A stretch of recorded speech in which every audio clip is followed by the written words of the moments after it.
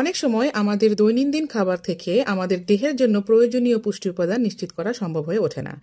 এমনকি আমরা অনেকেই পুষ্টির অভাবজনিত সমস্যায় ভুগে থাকি, আর তাই আমাদের দেহে পুষ্টির ঘাটতি পূরণের জন্য আমাদের সাপ্লিমেন্ট অথবা পুষ্টি পরিপূরক গ্রহণের প্রয়োজন হয়ে থাকে। কিন্তু আপনি জানেন কি, আপনার গ্রহণ করা সাপ্লিমেন্ট আপনার শরীরে কোনো কাজেই আসবে না যদি আপনি তা ভুল কোনো কম্বিনেশনে গ্রহণ করে থাকেন। যেমন এটি হলো ক্যালসিয়াম, যা আমাদের হাড়কে মজবুত রাখতে সাহায্য করে। এছাড়াও হাড়ের ক্ষয়জনিত সমস্যা বা অস্টিওপোরোসিস রোধ করতে সাহায্য করে। আর এটি হলো ম্যাগনেসিয়াম, যা কিনা আমাদের মুড, এনার্জি এবং স্লিপকে রেগুলেট করে।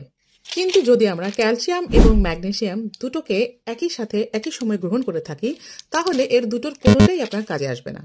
কারণ ক্যালসিয়াম এবং ম্যাগনেসিয়াম আমাদের দেহের একই রিসিপ্টর থেকে অ্যাবজর্ব হয়ে থাকে, আর যার ফলে এরা একে অপরের অ্যাবজর্পশনে বাধা প্রদান করে এবং রিসিপ্টরকে ব্লক করে রাখে। তাই ম্যাগনেসিয়াম রাতে গ্রহণ করুন আপনার রিল্যাক্সেশনের জন্য এবং ক্যালসিয়াম গ্রহণ করুন সকালবেলা।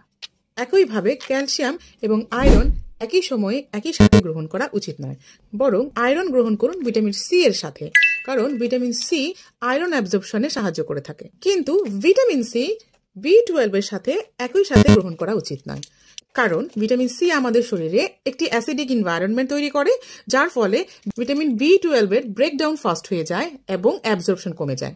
ইন শর্ট, যদি বলতে চাই যে সাপ্লিমেন্ট আমাদের জন্য খুবই উপকারী, কিন্তু এর সঠিক কম্বিনেশনটা জানা খুব প্রয়োজন।